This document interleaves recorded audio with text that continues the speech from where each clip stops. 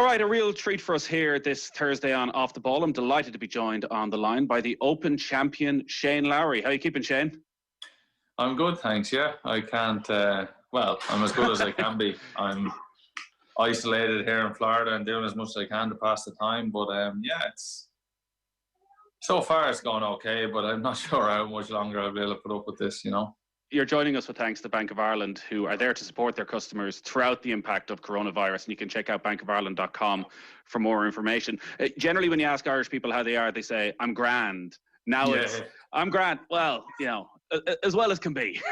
Yeah. It's very strange times in the whole world. And it's like, it's funny because it affects the whole world. And I think that's what's the strange thing about it. And I suppose everyone just kind of needs to batten down the hatches and get through it as best they can. So you're still in Florida? I am, yeah. We're here. We were here now for, well, we'll see. I don't know how long we're here for. We're definitely here for another few weeks, and we'll just wait and see. But, our decision was to stay on. I was able to still practice. The golf course were still open, but they closed a couple of weeks ago. It's actually it's over 2 weeks since they closed, so I haven't hit a shot in 2 weeks. And, I'm starting to miss the game. And it's funny that, not that I miss, I always miss competing, like when I'm not playing, I miss that age, but I even miss just getting out and playing 9 holes. It's funny when it's taken away from you, you don't realise. Well, it's your life, it's your routine. How much you actually enjoy it, Because you were over there for a spell, there were some big tournaments, and golf was one of the last sports to be pulled. The Players' Championship went ahead, the first round went ahead, and I know some of the players, I saw Bernd Wiesberger quoted that he was in this mad rush, got the final flight back to Austria. Were you tempted to come home, or at the time did you not realise that maybe this would be a extended stay in Florida? Yeah, I suppose, we didn't really know what to do. So we have a house rented here in Florida, and we decided to just come back and stay here. We've got a decent setup. I didn't think it was going to get as bad as it did. So, I didn't think it was going to be basically full lockdown. But, it's whether we're here or whether we're in Florida, it's just the same thing anyway. Or whether we're here in Ireland, because it's just myself, Wendy, and Iris in the house, and we've got a decent setup. I managed to go out, and the first day I got back after the Players, I went down to one of the sports shops and I bought some gym equipment. I have a little gym in the garage, and myself and Wendy can use that, and we can go for a walk around, the area here, and it's fine. Like, it's not, it is what it is. It'd be the same if we were in Ireland. So, we're here for the foreseeable future, but I'd say probably in the next month or two, I'd say we might come home. We might try and come home if we can. I think you touched on it there, that this is a worldwide outbreak, and it's been a real, probably, leveler that nobody's immune to this. So everyone that feels has gone through a similar range of emotions, from probably the initial shock of a lockdown to the anxiety and the stress and the worry of your own health and your health of your family and parents and grandparents. And then probably over the last couple of weeks, maybe a sense that this is a new normal. Has that been a similar case for you? Like, how's your head been for the last couple of weeks? Yeah, it's funny. I've had like ups and downs. At the start, I found it really hard to get my head around the whole thing. And I was a little bit, didn't know what to make of it. And then I went through a period where I was like, right, I have my home gym. I'm going to focus on doing some stuff every day. And then I went through a period sort of last week where I'm like, a bit down and a bit like, when is this ever going to end? So it's kind of, but the one thing that does get me up and moving is like going out for a walk or going out for a little run, or, going into the gym and just doing some stuff. And just, I think the big thing, and you do see obviously a lot of social media, a lot of online stuff about people staying active and trying to stay healthy. And I think that's the big thing. If you stay a little bit active and get out for your little walk or your little run, or, do something every day, I think that mentally is going to put you in a better place than if you just sit around and think, start thinking about the world and why this is happening, and, how disappointing it is. And I think try and pick some positives from the whole thing. Are you generally a worrier? or has this sort of caught you off No, guard? I'd be very much a go with the flow kind of, take each day as it comes. And I think, I seen a quote from Paul Kimmage about it's like the Tour de France. You can't think of Paris. You have to just take it day by day. So I think that's kind of the way you look at it. Like, you literally just have to take it day by day, get up and just be the best version of yourself you can be that day. Like, I can't go out and practice. I can't do what I do, but I can do certain things that will help me in my career or, my head, I suppose. Yeah, what can you do? Because if you are looking for the positives, and like this is a break, an unexpected break, maybe a time to collect some thoughts, and particularly with the year you've had, reflect. Maybe you'd already thought you'd had that period of this year, and you were going to be into the real hard slog over the next few months. Have you been in touch a lot with Neil Manship about how you come out of this in a good place? Yeah, I speak to Neil every few days, but as regards myself, like I was most disappointed at the start of the whole thing, after the players, because I really felt like I was starting to play some decent golf, and I felt like I was coming into some tournaments that suited my game. Obviously, the Masters, that's supposed to be this week, I was looking forward to that, and I had a very exciting summer ahead of me. I was going to get to play the Irish Open in Mount Juliet, as the Open champion. I was going to get to go and defend the Open. So that's where I kind of struggled, but it was all selfish things. It was all like, I don't get to do this, so it's very disappointing for me. But, like I've never had a break like this. I've never had a period of time where I'm not looking towards the next tournament, as in, like, I don't know when we're going to be back playing, so I don't have a date. So it's difficult to kind of set goals, but I try and set some like weekly goals and daily goals, and hit them. And look, I talk about the gym and doing some exercise, and I have that, but I'm never gonna. I'm not the person that, I'm not looking to like lose loads of weight coming out of this. I'm not looking to change my body shape or, anything like that. I'm just looking to I am looking to get a little bit fitter, a little bit stronger through the whole thing, and we'll see what happens then when it all finishes. These Peloton bikes seem to be the new phenomenon. I see Rory McIlroy is a world leading his competitive edge. He seems to be up against Justin Thomas. I don't know a huge amount about it, but are you getting involved in this? I have a Peloton bike, but I won't give anyone my username. So I'm like, I got one. I ordered one online and it came there a few weeks ago. It's great. It's like an online spin bike, and right. I get on it for like 45 minutes most days, and do as much as I can and do as hard as I can. But I'm like I see Rory, and a friend of mine here, Stephen Grant, is living over here as well, and he's got one, and he's a bit of a beast on it. Like, he's finishing the top 50 out of 50,000 people, whereas like I'm happy if like I'm kind of looking to. If I finish in the top 10 or 15% of the people doing it, I'm pretty happy. So yeah, look, it's something to keep me occupied and something to do every day, and it passes an extra hour in the day, I suppose. It's interesting you mentioned the Masters, and this should be Masters weekend. Look, there's context. There's almost too much bloody context to everything at the moment, and understandably, sport takes a little bit of a back seat. But have you had to think about how you deal with those disappointments? Because like the benefits of winning an Open Championship, there's obviously the monetary benefits and all of that, but the nice stuff that comes with it. And you would have been at the Masters this week, front and center, Open champion. You would have had a marquee group, I'm sure. You would have been one of the big draws and the big attractions. It'll still happen eventually, but sort of getting your head around that, and like, while you can have all the context in the world, allowing yourself to be disappointed. Yeah, like you sit there and you think, like, you're sort of thinking this is really disappointing, like, and it's all very selfish things. Like, you've been selfish thinking to yourself. Like, I wouldn't go saying them or, speaking about them normally. But yeah, like, I was going to be going to the Masters as the most recent major champion. I was probably going to have a nice draw. I was really looking forward to it. But, these things can't happen. And it's funny you talk about sport. Like, generally in times of like crisis in the world, like even during, the recession in 07, 08, 09, like, all people had was sport. Most people have sport, like, and sport kind of gets people through everything. Like, I remember, in 09, say, when people were going through really tough times, like I was lucky. I won the Irish Open in May, but like Ireland just won the Grand Slam, Leinster win the Heineken Cup, and I won the Irish Open, and I just felt like sport was kind of booming, and it was kind of gets people through the tough times, and obviously you don't have it now, which is quite. It's weird, isn't it? It's just weird not to have sport, and to not have the Masters in April this year is just. I find it just weird, and even I woke up this morning and I was flicking through Instagram and I'm looking, going, wow, I should be out playing Augusta now. That's kind of, it's a bit disappointing, but look, it is what it is, and I think we just have to get through this as well as we can, and when it's all over, I think we'll all be better people for it.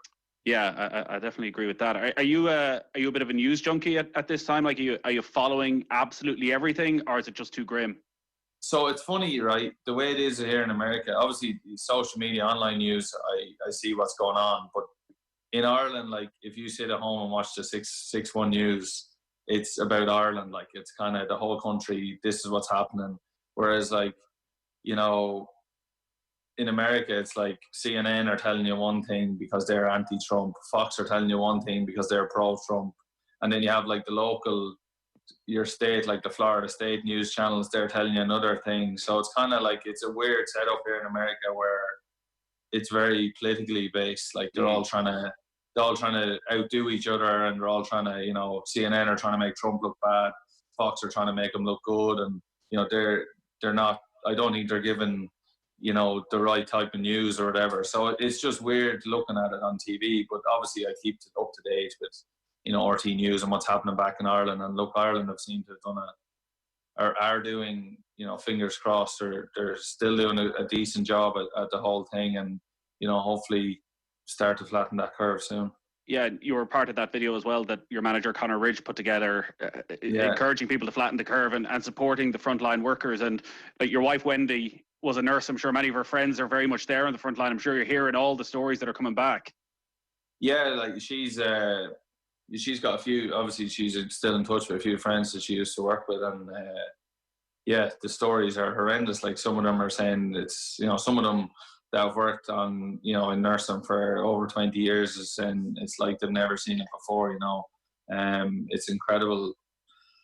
The stuff that those people do. I've always said it because I've known the hours that Wendy used to put in when we were going out before she stopped working was I always said nurses and doctors don't get paid enough, and to see what they have to go through, they basically put their lives on the line every day. They go in there and try and help people. So it's it's tough times for them, tough times for everyone. But like I said, hopefully we all pull through this, and hopefully there's as little amount of casualties as possible, and when it's all over, hopefully it'll be a distant memory.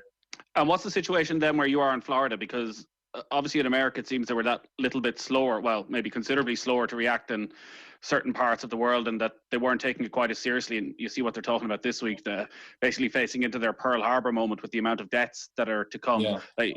Have you looked at, from where you are in Florida, is it on total lockdown, and do you feel quite safe? Yeah, we feel very safe here. We're, we live in a gated community, so we're, you see people, not many people anymore out for walks, quite an older population down here as well. So I'd say they're all been very careful. We don't go to the supermarket anymore. We get our food delivered, stuff like that. But it's funny, where we are in Florida, there's not that many cases or there's not that many deaths, but what has happened in the last couple of weeks is a lot of people from New York have houses down here in Florida. So when everything got shut down in New York, they all just moved down here. So they started to bring the virus down here, and that's how it transmitted down to Florida, because there wasn't that many cases down here, and people were saying that any weather over 80 degrees that was struggling to survive in the virus itself. So but we're just being as safe as we can. We're literally not in contact with anyone, and been as safe as we can, and wait it all out, I suppose. Yeah, I was thinking, watching you on Instagram and that over the few weeks, that obviously at times, you're such a home bird, but you probably pointed it out earlier that even if you were at home in Dublin, you'd still be stuck in your house. You wouldn't be able to see your parents. You wouldn't be able to see the family anyways. But I presume we're on Zoom today like the rest of the world. Is that how the Lowry family are keeping in touch? Everyone's good back in Clara? Yeah, FaceTime and Zoom or whatever, and just keeping in touch through WhatsApp. It's, just trying to. I think my dad's probably more disappointed than anyone this week. My uncle Colin, my mum's brother, was supposed to come to the Masters with me this week, and one of my best friend Tom he hasn't been. He's a school teacher, and this was the first year that the Masters fell on Easter, so he was supposed to be in Augusta this week with me. So it's kind of. It's keeping in touch with everyone through FaceTime or Zoom or whatever, and it's kind of just trying to check in and see how everyone are. Almost not. I mean, people are able to look after themselves. Just make sure people are doing the right things, that they're not being careless with how they're going about their daily business. Yeah, it's got to be done. I saw you were playing a bit of darts last night. I was interested in this because when all of this was kicking off, we were sitting down in the off the ball offices trying to come up with some plans for what we could do. And I had this genius idea, I thought, of darts on Zoom. And we get, say, Brian O'Driscoll against Ronan O'Gara. They'd set up 2 cameras. There's no way of cheating. And people would really buy into this. And I was pretty much laughed out of the place. And then I see yourself and Ian Poulter are going at it, and it's going to be this massive success. Did it happen? Well, yeah, I got a dartboard when I got a dartboard about 3 weeks ago. And I put it up, and I said I was going to start to play because I used to play a lot when I was younger. We had a dartboard in the house. Myself and my brother used to play. So I started to play, and then Poulter seen online that I had one. And he said, "Here, we should get a game on Instagram." And I was like, "Right, I need a few days to practice," because I thought he was going to be really good. And yeah, we played a game on Instagram live last night. It was probably a bit late for people back home. We played at 8:00 here. See, I can't. It's in the living room, so I can't play before 7:00. So because Iris will be running around. But yeah, it was a bit of a laugh. It passed a half an hour for me. Who won? I won 2-1. Good man. But now, bear in mind, I think somebody put up our averages afterwards. I think his average was about 38, and my average is about 41. So we're not we're not world beaters. Like. And did I not see you challenging Michael Van Gerwen to a match later in the year?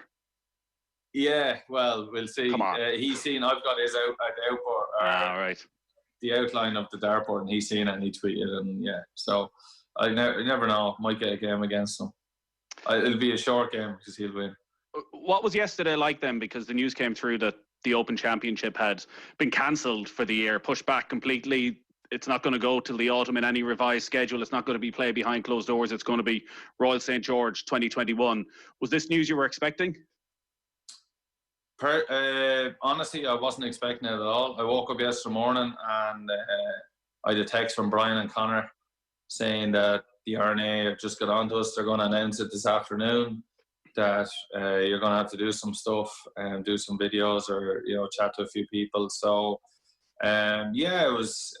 It's weird. It's strange that there's going to be no Open this year. And obviously, when it came out, everyone's gone on, "Oh, you're going to be the Open champion for 2 years. That's great." Blah blah blah blah. Personally, I'm very disappointed because I would have liked to go back to St. George's this year and defend it. It would have been nice. I don't. Maybe this is just me being a bit negative, but I don't think it's going to be the same going back in 2021. After winning it 2 years ago, I know I'm going to be the defending champion, but it's going to be a bit different. But yeah, it is what it is. Look, I think the RNA made the call based on the health and safety of everyone, and I think they weren't sure that they were going to be able to stage a tournament, whether it be in July, August, September. The latest they probably could have went was late September, so they probably weren't sure that we're going to be able to hold a tournament even if it went to that date. So they decided to call it. So I think it was probably the right decision, but obviously it's a bit disappointing. Yeah, sure. And I guess the alternative was if they did play it in late September, that it's behind closed doors potentially. That is all the talk and all the rumour that we may be without crowds at sporting events for the rest of this year. If it was a choice between behind closed doors and no fans and actually waiting the year, is this what you would have gone with? Yeah, I think it'd be weird playing a major, especially with no fans. Like, look, we play plenty of tournaments where there's not that many people there, but yeah, to play like an Open where there's normally 200,000 people there for the week, to play with nothing would be a bit weird. So, there is talk of that probably if and hopefully when the PGA Tour and the European Tour do come back, that's going to be behind closed doors. But it's we just have to wait and see. The thing is, like, people think it's only the players and caddies that turn up to put on an event. But I was texting some friends yesterday and I was saying to put on an event probably takes more than 1,000 people to be on the grounds at any time. So it's not just it's not a very small amount of people. So it's still tricky. It's very tricky. Yeah, that's 1,000 people that all have family and friends and Exactly, elderly relatives as well that they go home to within the next couple of weeks. The PGA Tour obviously as well yesterday then came out with a sort of revised schedule of potentially getting back playing regular events by the middle of June. The PGA Championship in San Francisco, which I know has been particularly hard hit in August, a US Open in September, a Masters in November. Do you need to start preparing yourself mentally for golf back in the middle of June, or do you just feel it's way too early to start thinking about that? I think personally it's probably a little bit ambitious, but we just have to wait and see. The thing is with golf, and I've said it all along, my thing that I struggle to get my head around is when, let's say when Ireland gets everything back and we were able to get sport back. When Ireland gets everything under control and sports everything back, like all the GA players live in Ireland, so they're all going to be able to go train, go and play. Same with like the Premiership in the UK when that comes back. They all live in the UK and they're going to be able to play. So, but with golfers like the PGA Championship, say in August in San Francisco, there's I don't know how many different countries are going to be represented, but they all don't live in America. If we all lived in America, I think it'd probably be a little bit easier. But there's going to be guys coming from all over the world, and I think there might still be travel restrictions in place from certain countries to other countries, and having to quarantine for 2 weeks. You have to fly in 2 weeks early and quarantine yourself for 2 weeks just to play one tournament. Like, I don't know how it's going to work, to be honest. Yeah, it is difficult to see. It's going to be fascinating, considering as well, like, money talks in these scenarios, and the PGA Tour have just signed a new $1 billion deal with NBC, who obviously want live golf. There's only so many Tiger Woods against Phil Mickelson matches. I think that'll whet people's appetites. And as you say, there's going to be enough asterisks probably around all these major championships. Never mind if you have a situation where there's just an outbreak really developing in South Africa and the likes of Brandon Grayson or anyone else can't turn up, or even an Emiliano Grillo out of Argentina, that when golf starts, it should be available to everybody. Exactly. And I think, if certain players can't get to the event because of where they live or where they're from, that's probably a bit unfair. So we'll just have to wait and see what happens. Look, hopefully, like, August is a long way away. It is a long way away. So, I think if everybody does what they should be doing over the next couple of months, we should be able to get to a place where by the end of the summer we're all playing sport, and that would be a great place to be. Oh, and if that sort of schedule does work out, how exciting will it be for the autumn into the winter with so much golf? And squeezed in there in the middle of it is a Ryder Cup, potentially a week after a US Open. Have you spoken to Harrington about potentially what might happen? And I'm sure you have thought about, like, is this something that could be beneficial if it ends up in 12 picks, or if it's a shortened qualification window? Or again, might it just be something that you're going to have to accept these are strange, unusual, difficult circumstances, and that unfortunately it might just be bad timing? Yeah, obviously. Well, I tend, myself and Porrick don't really talk about it too much. I've been on the text a little bit to him, but not a whole lot. I'm not talking about the Ryder Cup. Just slagging him off about his home videos. But have you been watching them? I watched them, yeah. I try not to listen to them, but I watched them. that's a good. I'm worried that's a good insight into what his Ryder Cup captaincy is going to be. Little exhibitions on the range every evening. Yeah. Look, you said to yourself, I think it's just strange times for everyone, and I think if the Ryder Cup does go ahead, it'll be great. Obviously, I hope I'm there. Who knows what way the team's going to be picked, whether it be 12 picks or whether it be qualifying process or something like that. But, either way, I would love to see it going ahead. I know the Ryder Cup is incredibly big for the European Tour. So I think maybe if it doesn't happen, the European Tour might not be in trouble. But well, funnily enough, you mentioned that Paul McGinley was on with us on Golf Weekly last week, and my understanding was the exact same. But he was and obviously he's on the European Tour board, that because it's in America, actually it's not anywhere near as beneficial to the European Tour. So actually they're a bit more relaxed, the European Tour board, than the rest of us thought. Look, he obviously knows more than me, but like I just look, for personally, I'd love to see it go ahead, and obviously I'd love to be there. So, but we're like, it's just a waiting game. We're gonna have to wait and see, and hopefully golf starts back where I have enough time to make the team if I need to, and if it's 12 fix, well then hopefully I get a phone call. Well, he can't leave out a 2-year Open champion, can he? No comment. Just make a duplicate of the claret jug and you'll have exactly the same kitchen table as he has. Yeah. There's probably something then looking forward, because I know a big goal and big aim for you was getting on the Ryder Cup team, because you've had to have a good season. You've had to have backed up what you achieved in 2019 to get on that Ryder Cup team, and getting there means that it's been a successful 12 months.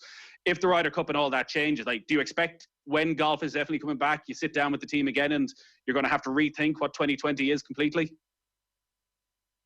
Yeah, I suppose I haven't really thought about that, to be honest. I think when we do get a definite start date, obviously those conversations will happen, and you've set out some goals. But I think there's going to be, when golf does start back, it's going to be weird, because I think a lot more players will be just happy to be back playing golf, and I think some people might struggle because you can't practice. Maybe some people might go 2 or 3 months without hitting a shot because they just can't practice. So it'd be just interesting times and weird times. And but yeah, when it does start back and when we do get a definite date, I'll just have to sit down and try to refocus myself on what I need to do for the rest of the season, I suppose. Is stagnation a worry? You've no control over this at all, and there's very few people, maybe Padraig Carrington in his back garden, and he'll re-emerge as a world force off the back of this with the amount of practice he's putting in. An awful lot of golfers, as you say, probably aren't going to pick up a golf club for 2-3 months. Again, is that just something you got to accept and hope for the best, that things come back as they were?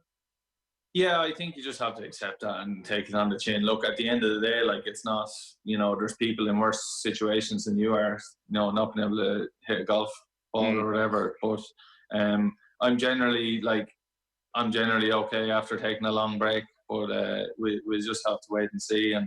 And look, hopefully when I do get home, or if I do get home in the next few months, that the golf course will be back open and I'll be able to get back out and hit a few shots. I was watching back the highlights of Portrush last night, and one thing that struck me, have you watched it back? Have you sat down and watched all of Sunday or Saturday? Once or twice. Yeah? Yeah, I have, yeah. Is Wendy just turn it off? We've seen it. No, we know what happens. You were great. Well done. There's a great, there's about 15 minutes on YouTube of every shot on Saturday and every shot on Sunday, and I've watched the 2 of them, and they're pretty cool. And I have watched Thursday. The one thing I don't remember much of Thursday and Friday, so I've watched that back a couple of times. Yeah, it's pretty cool to be able to go back and watch stuff like that. Yeah, still watching it back, you get goosebumps, particularly even on the Saturday, I thought, with the 63 and that spell around 15, 16, 17. At the time, every message was, this is insane. This is just otherworldly. When you watch back, can you believe it happened? Or were you in a zone at that stage that it felt like it was almost happening to somebody else, or were you very much in control of your emotions? Yeah, I think I was in, I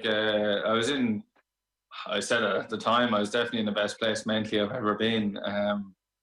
And even just a few things happened that day that I was when I sit and look back on it, I've said it before, but when I got to 17, I hit my tee shot, and I would have been 3 ahead at the time, and I hit my tee shot, and the crowds were just going mental. I hit a tee shot, and I was walking down the fairway, and I kind of pulled Bo back a little bit, and I said, you see down the hill on 17, you can see the 18th, was full, and people were just going wild. And I said to Bo, let's just enjoy this next 20 minutes because who knows when this will ever happen again. So that's kind of how mentally focused I was. And, you know, I just knew, I was very aware of what was going on. And I went down, then I got that up and down for birdie on 17, and then I just missed on the last. But it was incredible scenes when I look back on the Saturday, especially like the Saturday evening was just, it was incredible. It was, not that it's hard to believe, obviously, but you do look back and go, wow, like I was very, very, very lucky to be able to do something like that. I guess because of the occasion, maybe it has to be, but like, is the Saturday the best round of golf you've ever played? Yeah, I think so. Like it was, it definitely was. It was one of those where, everything went well, but I played some great golf, and I think Sunday's round, people don't really even know it was 1 over. I think Sunday's round was as good as round as I played as well. It was probably playing about 4 or 5 shots harder than Saturday, the golf course, and I managed to. I think out of the top 20 players, I was one of the best scorers. So It was kind of, it was one of those days where Saturday's round was amazing, but Sunday's round was pretty good as well. And like the conditions, for people who weren't there, maybe I don't know if it fully came across on the television, just how shockingly bad it got for probably the space of an hour. I remember Graham McDowell had just finished his round and he was in the press tent and it felt like the roof was about to come off it. The rain was sideways. And the fear is that there's an element of luck, there's an element of lottery comes into it when it's that bad that the ball just comes off the club face the wrong way. And in conditions like that, you can drop 2 or 3 shots in a rush. Was that fear there at any stage, that there's only a certain amount, as well as I'm playing and Tommy Fleetwood, things aren't exactly going well, that there's an element of good fortune that I need here? Yeah, absolutely. Like we got to 7, 8, and the weather started to get really bad. I 3-putted 8, and then I stand up on 9th tee, and it was horrendous. Like as bad as weather as, I don't normally ever play in my wet jacket. Like I normally wouldn't play in it, but I had no choice. It was raining so heavy, and the 9th hole was like into the wind, and the rain was into as well. And it was one of those tee shots where if you hit driver, if you hit it left, you could lose a ball. There wasn't any crowds over there, which was, would have been a bit of a disaster hitting it over there. So I just hit the ball. I said, I'm just going to hit 3-iron down, try and poke a 3-iron down the fairway here, because if I just hit it, squeeze the 3-iron low, it can't do much wrong. Like, and I squeezed a bit right into the rough, and I had to lay up. But I made a bogey, and I knew sort of if I make bogeys, I can get away with that. Like I can deal with that, and because everybody was making bogeys. Like I had a look at the leaderboard after 9 holes, and I seen everybody was making bogeys and shooting high numbers. So I was pretty comfortable with what I was doing, and then when I got to a 2-horse race with Tommy, I was just so focused on just staying ahead of him. But I've said it like all along, I think I was so mentally in a great place that week and focused on the job at hand that, it would have taken a lot for me to lose that day. I was really, going out there to fight to the very end, I suppose. You like looking at leaderboards generally? I do all the time. Like I think anybody who says they don't look at leaderboards is a liar. They're so big and they're just there that it's hard not to look at them. So yeah, I'm a leaderboard watcher all the time. Yeah. The moving past the Open then in the last few months, and I know in your press conference afterwards, like it's always similar questions, and you can enjoy your one major for 20 minutes, and then it's, well, how many more are you going to go on and win? Yeah. And he said, like, let me enjoy this one, which is the perfectly natural response. But then it's weeks and months later, and I'm sure there's many sports psychologists who'd like to charge you a lot of money to sit down and figure out that way of getting the balance of enjoying that success, of knowing that you got to the top of the mountain, but also staying motivated. Like, how have you gone through that process to make sure, like, what you've done is unbelievable. 99.9% of people will never achieve, I'd imagine, a high, and you never want to forget about that. But you're still only, you just turned 33, still have another 20, 30 years of good golf ahead of you to make sure that you're, I guess, just don't rest on your laurels isn't the right term, but have you done a lot of work on that, or are you just taking things naturally? I think I'm just taking things naturally. Like I said, the way I went about my business last year was, we sat down last Christmas. So Christmas 2018 before the 2019 season, say. And we talked a lot about it and what way I was going to try and do things. And, you know, and then the majority of my time, like the majority of I try to just live it day by day. I try to go out and shoot the best score I can on the day, you know, I'm out there. So no matter whether it be the first round or the final round, I just try and go out and shoot the best score I can. And if it's 65, it's 65. If it's 75, you've got to take that on the chin as well. And, you know, if you need to go practice, go practice. But it's kind of, I've gone away from trying to force things. I've gone away from trying to, I'm not saying that I haven't over the last few months. I'm not saying that I haven't kind of got in my own way the odd time where, you know, say at the end of last season, I really wanted to win that race to Dubai and I probably wanted it a bit too much. And I put a bit too much pressure on myself. So, you know, I ended up, I think, I don't know, I finished fourth or fifth. So that wasn't ideal. But, you know, there is a part of you that wants to say, I don't want to live off the Open. Like, I don't want to live off doing that. But I've been saying that my whole career. Like, I said at the start, I don't want to live off winning the Irish Open as an amateur, you know, and then took me a few years, I won again, you know, and then you want to win again. And I think no matter what you do, as a sports person, or, you know, no matter what you do, you want to do something better or you want to do something else. So I've sort of set out my goals for this year. Obviously, I'm not getting to go out and try and achieve them on a daily basis now, but I still get up every morning and I still just try and be the best version of me that I can be. Like, and that's all I can do for now. And I suppose I'm just talking about living in the moment. Like, I just really want to live in the moment. Obviously, I look back on last year with, you know, the fondest memories that I'll ever have. Like, it's kind of, I feel very privileged that I got to achieve something like that. And now it's up to me to kind of kick on and try and be the best version I can be for the next 10 or 15 years or how long my professional career lasts. But one thing's for certain is if I finish at the end and don't win another major, I'm not going to think it's a bad career, but that doesn't mean I'm not driven to win another one. I know how hard they are to win, and I know, like, how many chances you get. Like, I've played for the last 10 years and I've only got 2 chances to win one. So, you know, I'm lucky enough to have taken one, and, you know, hopefully in the next 10 years I get another couple of chances as well. That pressure you spoke about there, maybe at the race to Dubai, and like human nature is there are going to be periods over the next few years where you'll put pressure on yourself again and get down on yourself at times. Like, how does that manifest itself over a tournament week? Is it like, are you more aggressive on the golf course? Are you taking more risks than you should? Are you just generally a different attitude? Like, would people know the difference between Shane Lowry when he's putting real pressure on himself and when he's not? Yeah, I think me personally, when I'm putting pressure on myself, I go a little bit into myself too much. I don't allow myself to express myself on the golf course. I don't allow myself to hit the shots. So I'm not as aggressive as I would like to be.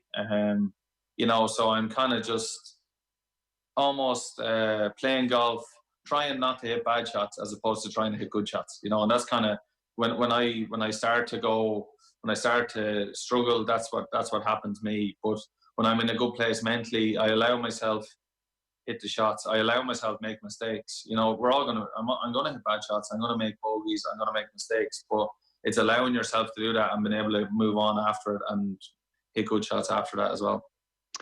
The fond memories of last year and the celebrations, like so much of last year was probably a very public celebration, from getting back into Dublin and the videos that everyone's seen down in 37, and then like the ridiculous scenes down in Clara going back home, and something I don't think anyone could probably ever have dreamed of.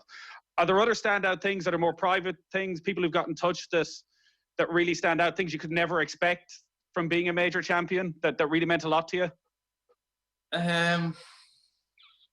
I suppose for me, like, personally,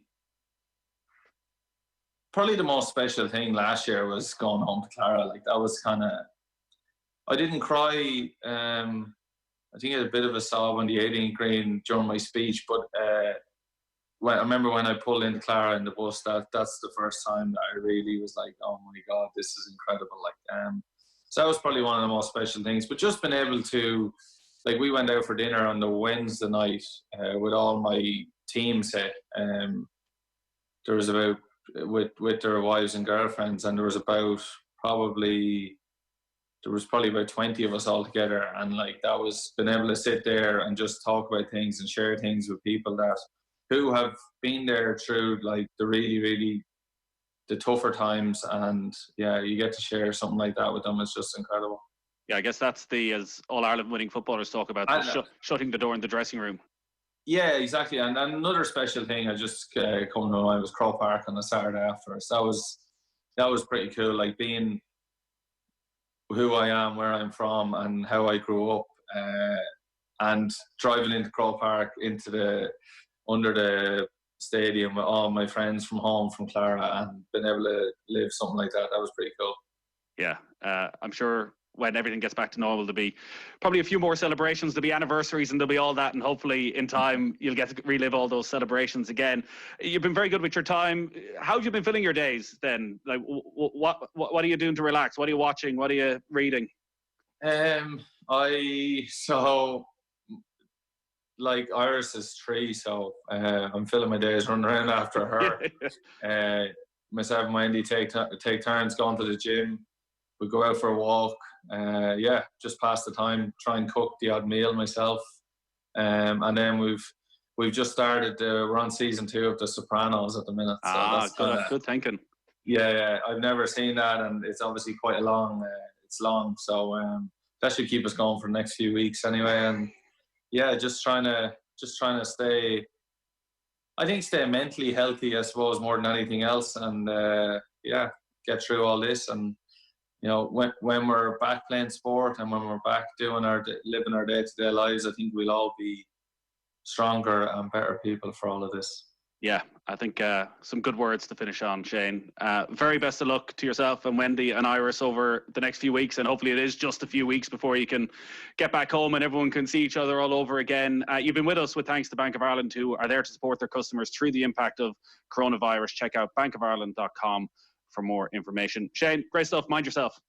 Thanks, Nathan. Cheers.